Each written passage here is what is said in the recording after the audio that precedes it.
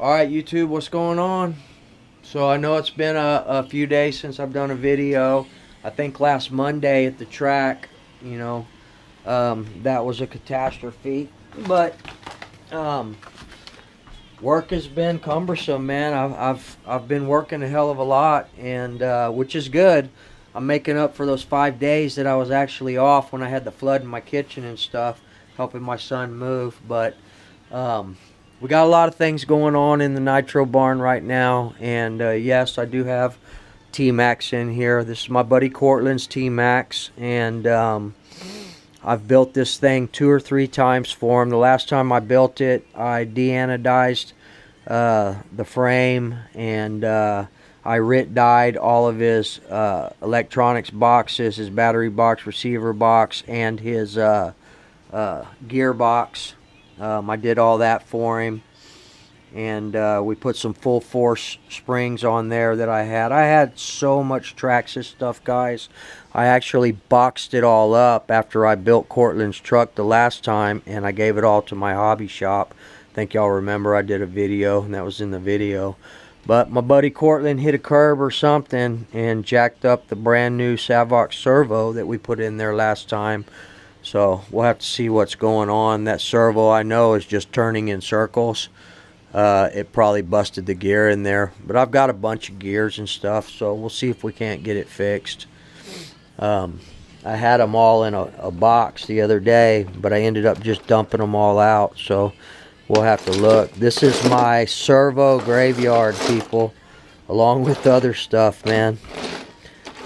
This is the rookie newbie graveyard right here. Look at these. If you're gonna buy the JX servos, don't buy the $20 servos. These things didn't even last one run, and they went out. They burned up.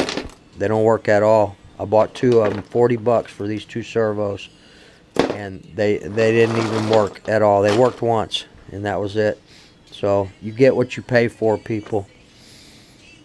You definitely get what you pay for. Look at that, Traxxas drive shafts and stuff. I'm telling y'all, I did a lot of Traxxas, a lot of Revos, E-Revos, Jados. This is off of Jado right here.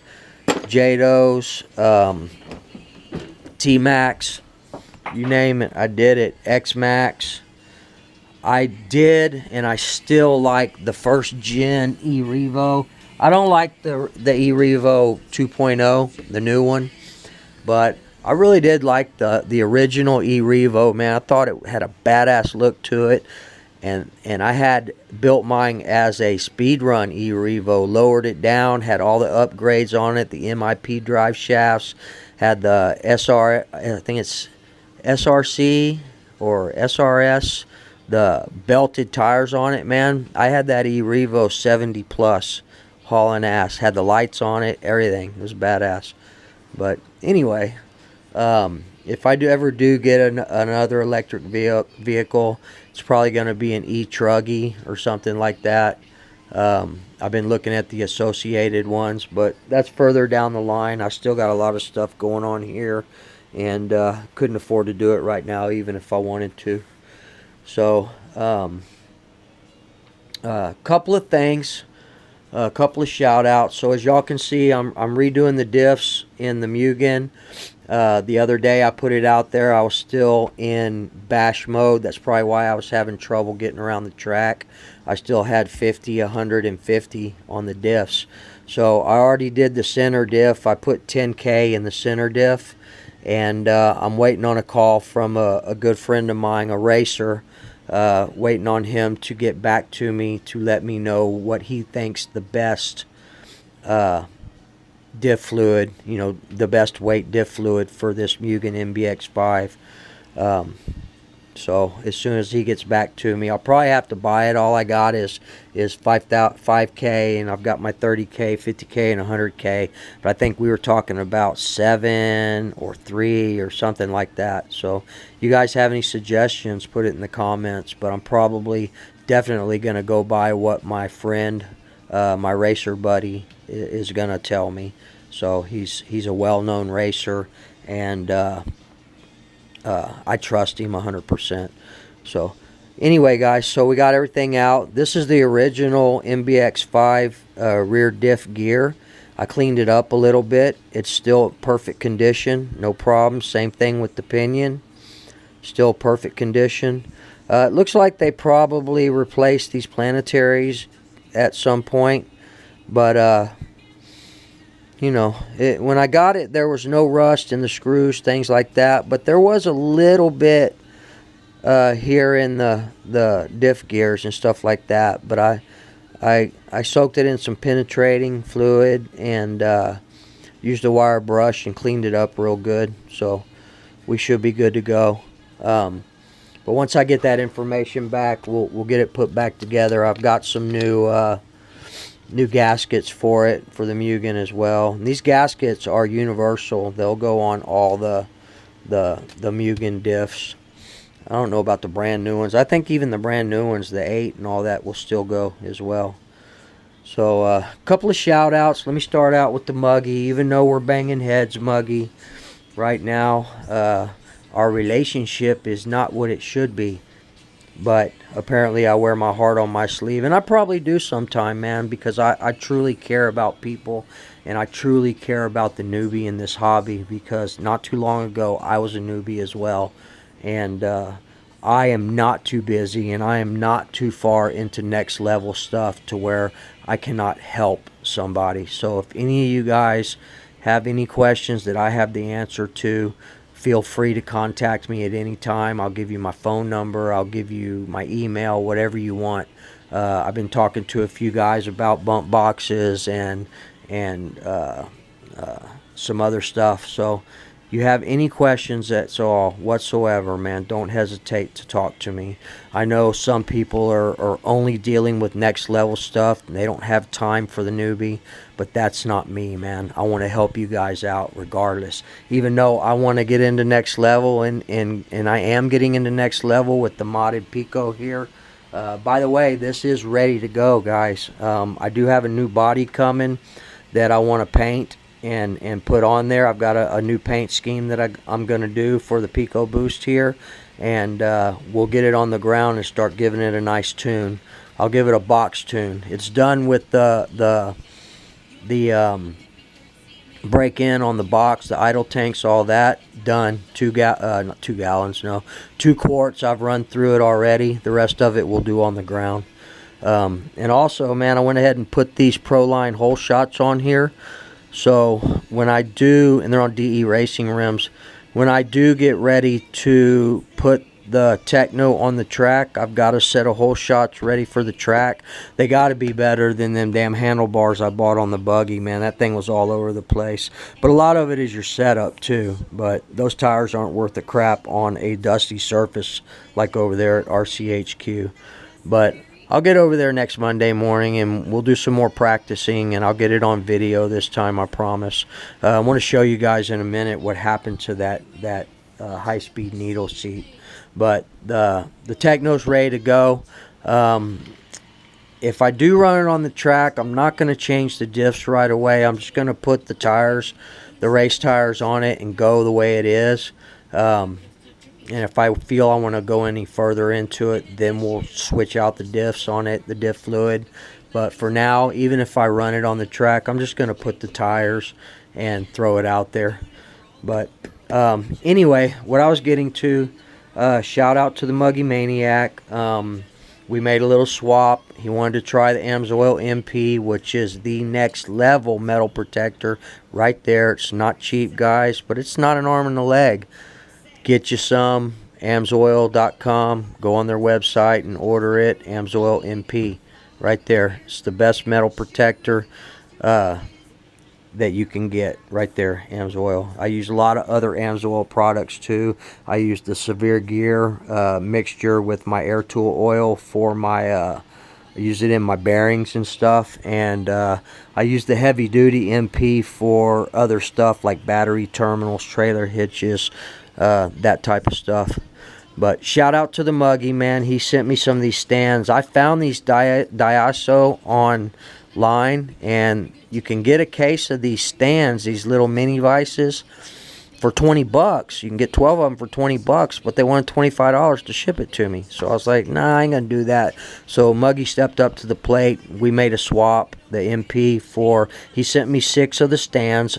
By the way, Muggy, we need to work a deal because I need 6 more stands, and you did tell me you were going to send me a case of them. So I could be wrong, but I think you owe me 6 more stands, brother. But you did throw in these springs. They are used, but they look a lot better than the green springs that were on there. I redid these shocks since I had everything apart. I'm just kidding, Muggy, man. Shout out to you. I appreciate you sending me the stands, and I appreciate you sending me your last pair of Mugen shocks, shock springs. You can see I redid the shocks, man. They're pretty much butter right there. Very nice. They needed it too, man. They were dirty inside. They weren't even bouncing back at all. So redid those. They're good to go. Another shout out, and this is a big one. Big shout out to my buddy Andrew. Andrew, you're badass, helping me out with the LRP. Andrew is sending me his blown LRP so I can have the head button out of it. Now, what happened that day that the glow plug popped out, it stripped at least 2 of the threads, so it catches, but it catches way down, and I'm afraid that it's going to go ahead and pop the rest of the way out. Whether I left it loose that day or it did it on its own, I'm 99.9% sure that I tightened that glow plug down. And I've heard of these LRPs because of their poor quality in materials that they use, of these glow plugs just popping out. And my instant of this happening is not the first one. I researched it and I've read it's happened to a lot of people where the glow plug has just ejected out, stripping the threads in the head button. So believe it if you want or not, or think it's possible or not possible. That's what I think happened. But you know, for argument's sake, we'll just say I left it loose. Regardless, my buddy Andrew, man, you're badass. I will take care of you here in a couple of weeks. We've got a little swap going on. I won't go into the details of that, but I will take care of you, Andrew. Not a problem, man. This way we can run the LRP. I had been hesitant to run it because I didn't want it to strip all the way out, and we'll just use that one as a backup. But now we can run it with confidence. So I'm even thinking about getting it modded since I haven't been running it. I haven't even run a gallon through this engine yet. You know, it's still brand new, still being broken in. So shout out, Andrew. Thank you very much, man. I appreciate you. Other than that, guys, let's see what else. I got a few things in the mail. Let's go over this real quick. I had gotten a few things a while back, and in the box there was this pipe, which is an Omega 069. And through a little more research, this is a Pico pipe. So we have a Pico 069, an Omega, and the header that comes with it. So it did have one dent in the back, and the dent is gone because I used the Don Foss method of filling it with water and putting it in the freezer overnight, and that dent is completely gone. So if you guys know anything about the Omega or Pico 069, give me a shout in the comments. Let me know what this performs best on. Is it a stock pipe, a modified pipe? Is it a 21.28? If you guys know anything about this Omega Pico 069, let me know, because I'm going to finish cleaning it up. This weekend, I'm going to go get some of that Blue Magic. It seems to be working really well on the Muggy's pipes, and I want to go over all my pipes too. That Brasso is good, but you got to work for that shit, man. You got to work for that shine. So, but anyway, all right, what else do I got going on?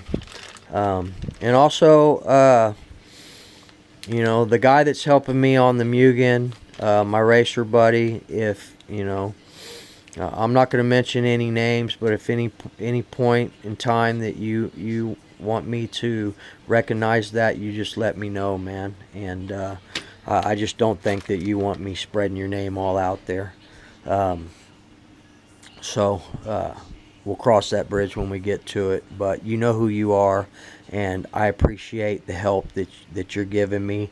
I appreciate your courteousness, your professionalism, and your positive attitude, and the positive attitude that you've always had, man. You are a badass person, and I appreciate you. So that's your shout out. You know who you are. All right, so Racer's Edge box right here. It's a badass box. Anybody looking to get a box, my buddy Elliot and shout out Elliot, shout out Phil and Doug, man, for letting me run on the track before anybody got there on Monday. I will try and be back this Monday. In fact, I'm going to take the day off. I will be there Monday morning. So Elliot, if you want to meet me up there, you can, brother. If not, then I'm just going to keep trying to practice and get used to the track. I'm just going to walk around, you know, all the corners and the jumps and straightaways and all that. I'm not going to be up in the stand because it's hard by myself, but I'm just going to get used to it. One of the subscribers, I think it was Chili, someone recommended that I just walk the track with it, and that's what I'm going to do. But anyway, this is my starter box. It's a True Start multi-starter box. It is the knockoff Offina box. My buddy Elliot swears by it, and he's run probably every box that's been made, including the Losi box. So he loves his, and I love mine. But being a newbie and never running these boxes before, you know, I've been running it probably about 8 months or so, and I've gotten really good at it. But in the beginning, I sucked. Ask the Muggy. He gave me a hard time about tearing up my wheels and stuff. He thought that even a newbie should know exactly what to do. But we don't, guys. And that's what I'm saying, man. If anybody out there has any questions, you know, the only question that is dumb is the question that you don't ask. Feel free to hit me up. I'll give you my phone number, my email, whatever. But as newbies, y'all are going to screw up like this too. So don't sweat it. You're just going to have to replace it. So what happened on this one, let me put this down for a minute and I'll show you. What happened on this one is on the motor, the pin is loose. You can see it's moving. Look. So that motor is toast. I don't know if that can be repaired or what. The other one is still good. So went ahead and bought another. These are dual 775 motors. That's why I really like this box. The Dynamite box is okay, but it's a single 775 motor. And I love my Duratrax box. It's for my buggies only. I use this one for my truggies. But my Duratrax box is badass too, and the same thing. I talked shit about it when I first got it, but it wasn't the box. It was me. I didn't know what the hell I was doing. But now I do, and I want to get my boxes in order so they're good. So we went ahead and got another pulley for it. It has the gear. It's a Racer's Edge. If you guys have this box, it's RCE 92876. And then we'll go ahead and put a new belt on it as well. As well. My wheel is brand new. Y'all know I got this a couple weeks ago. So, but since that bar went out on this motor, I kept using it. That's why it was so noisy when I was using it, and it just stripped these gears completely. And the old belt is still okay. We can use it as a backup, but I'm gonna go ahead and put a new belt, new motors, new wheel, new pulley, new bearings in the wheels and the pulley, and we'll be back in business, guys.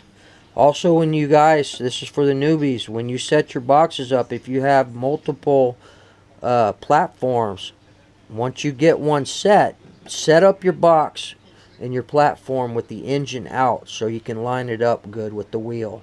Once that's all done, put your whip back together and then mark this thing. I draw an actual line around the whole thing, and I write what it is, Techno here, and then I make another mark which is back here, for my Losi 8T. So that way I can always move this to where it needs to be. I'm not always having to reset it. Mark your box. So also, you know, anytime you're doing stuff, guys, keep a notebook. And this comes from Corey with TTR Racing, man. He's got some really cool videos. Shout out to you, Corey. I like watching your videos. You put them on early in the morning so I can watch it on that hour ride to work. But you were showing, you know, some different stuff. And one of the things you said, you were showing how to remember how your needles are once you get a good tune. Get a notebook, a pocket notebook, or a full-size one, whatever, and write the things down that you need to write down to remember, especially when it comes to tuning. So any type of information that you can fall back on like that is going to help you in the long run.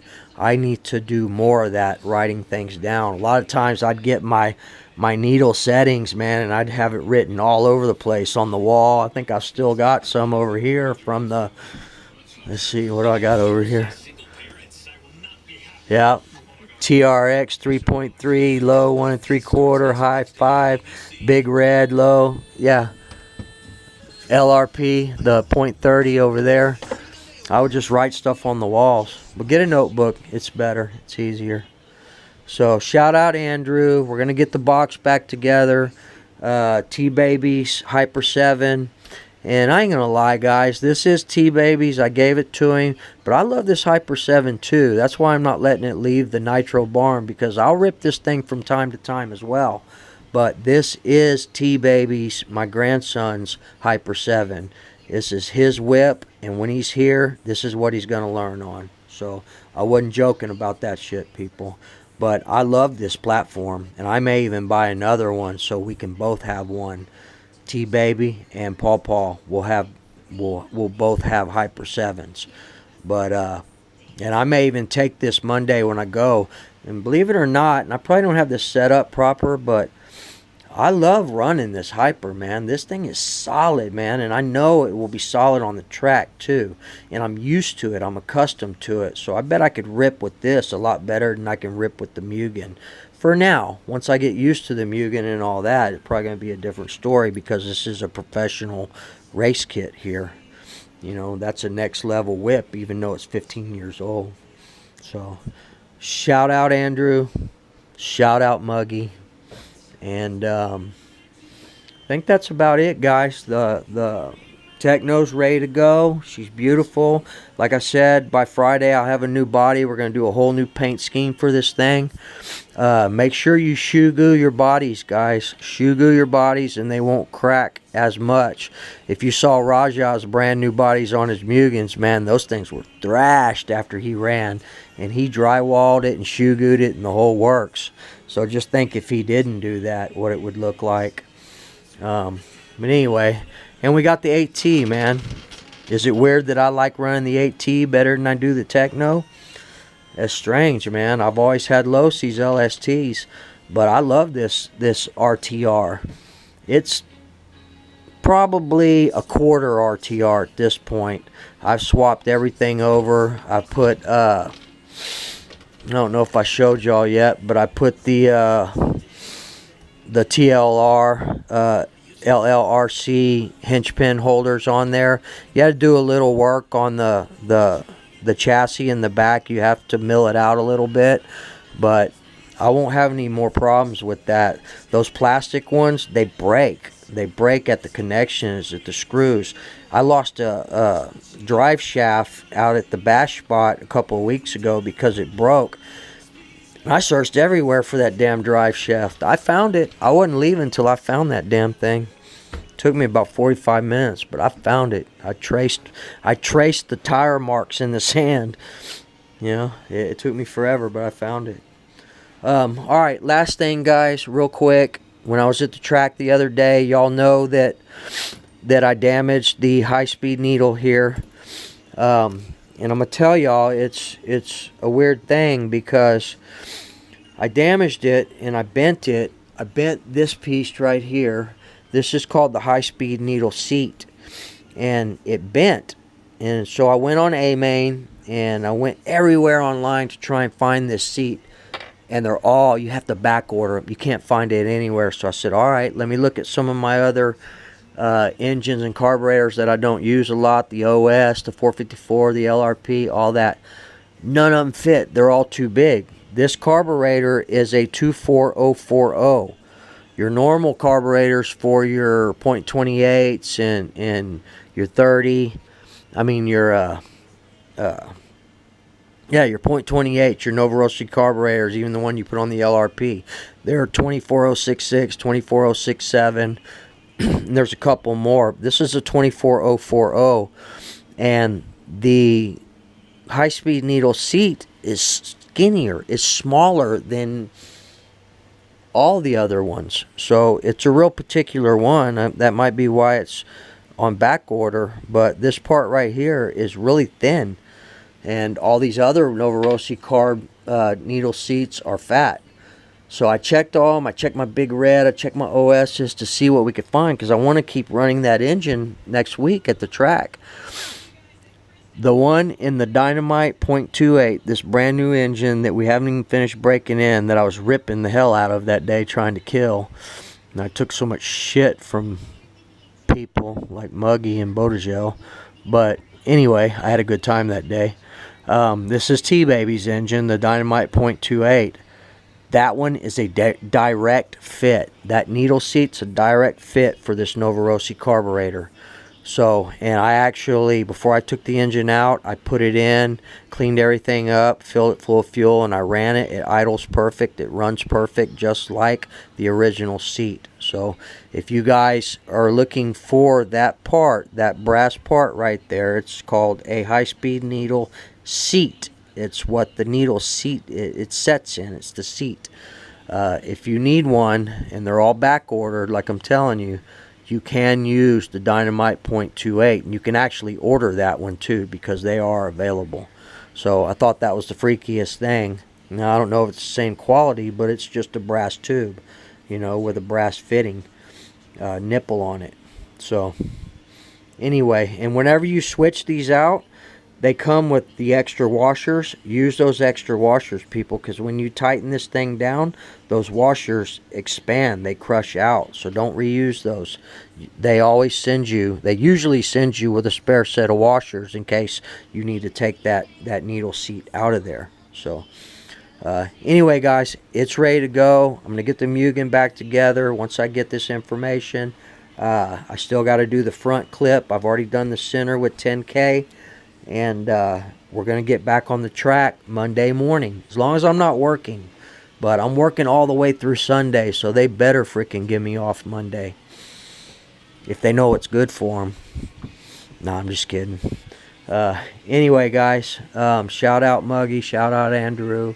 Again, on this pipe, Pico Omega 069. If anybody knows anything about this, let me know what you think it would run best on. And I'm going to continue to clean it up. So, alright guys, that's all the information I can give you guys about the Nitro Barn right now. Everything that I'm up to.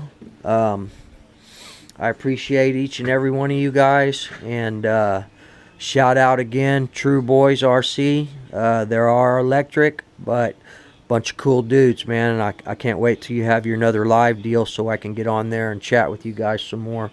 Throw my nitro BS in your mix, and you guys love that too. We had a good time, good conversations, and I enjoy listening to you guys talk about your X-Maxes and stuff like that. So shout out True Boys, y'all guys go check them out. Other than that, man, I think that's it, guys. Yep,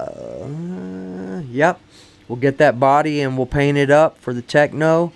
Gonna look totally different, but she's gonna look badass. And you know, hopefully I'll have the Mugen ready for Monday, and maybe I'll take the Techno out and just throw the whole shots on there, and we'll run it as is with the 100K and 50K diffs.